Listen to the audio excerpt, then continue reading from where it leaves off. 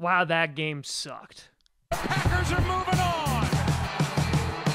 Aaron Rodgers has done it again. Grassy Posse Packer Nation, welcome to another episode of Packcast, the podcast where you don't have to be a Packers fan, but it sure does help. I am your host, Tom Grassi, and that was a brutal game.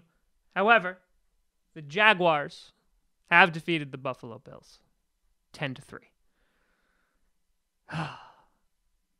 I would say that was just a showcase of strong defenses.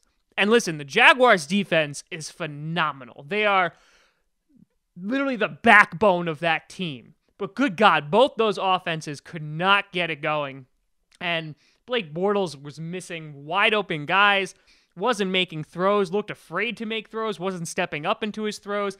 Tyrod Taylor didn't look so great, couldn't get LaShawn McCoy going. It was pretty gross. At the end of the first quarter, neither team had been in their opponent's territory. It was 0-0, and Bortles is continuously off the mark.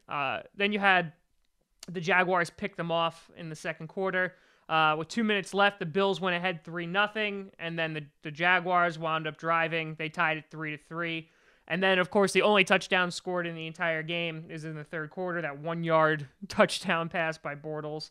And the Bills' defense, man, they really could have turned the tide a bunch of times. They had so many opportunities to intercept the ball. And then, of course, Tyrod Taylor going down in the last 2 minutes with a concussion.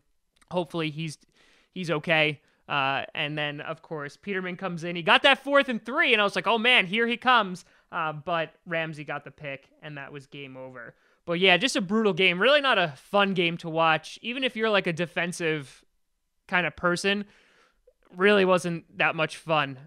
But, again, the thing that I'm thinking about now is looking ahead to next week, because the Jaguars are now going up against Pittsburgh, and the Titans will be going up against the Patriots. I don't think either of these teams are going to beat the home team next week. The Jaguars have a chance. The Jaguars did it earlier this year.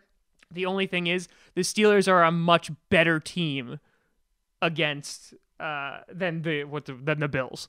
So with Le'Veon Bell, if Antonio Brown's playing, if all of they're firing on all cylinders, I don't think the Jaguars are going to be able to take them down. The Jaguars, though, man, like, they are a team that you see like that draft and develop, because that defense is something fierce.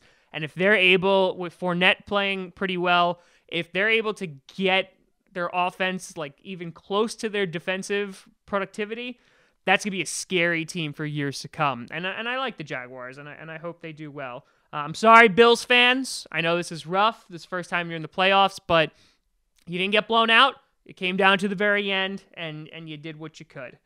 But looking ahead, do you guys think that there's any chance the Jaguars beat the Steelers or the Titans beat the Patriots? I don't see it happening, but crazier things have happened. If there's any team that's going to beat the home team, it is going to be the Jaguars next week, at least in the AFC. Hopefully the Vikings lose.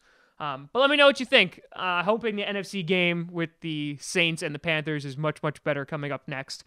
But kind of been a meh weekend of football with the wild card. And usually the divisional round is a little bit better, and hopefully that's the case next week as well. But I want to know what you thought about the games. You can always find me at TomGrossiComedy.com, TomGrossi Comedy, or Tom Grossi Comedy on the Twitters. Check out Packcast, Packast, which is this podcast. We are doing as many episodes as we possibly can throughout the season. We interview fans from the opposing team, so if you're new to this channel, check that out. We got some good stuff on SoundCloud, iTunes, Google Play Music, and of course here on YouTube. But thank you so much for watching. Hopefully the next game is a little bit better. I'm Tom Grossi.